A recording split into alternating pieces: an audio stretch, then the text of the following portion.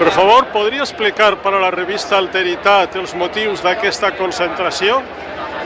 Nosotros llevamos 6 meses, más de 6 meses, concentrándonos todos los viernes a las 12 y 19 minutos, haciendo un minuto de silencio, porque hace ese tiempo se cerró Radio Televisión Valenciana, dejando sin medios de comunicación públicos al pueblo valenciano, sin capacidad de tener un medio para la promoción de la lengua y tal. Se está reivindicando la reapertura de una radiotelevisión pública y en valenciano.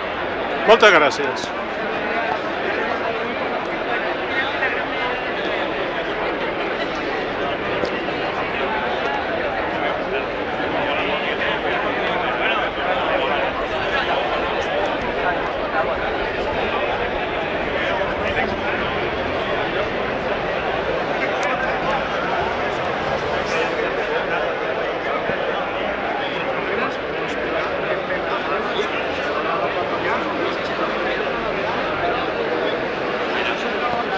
No te aprendes nada.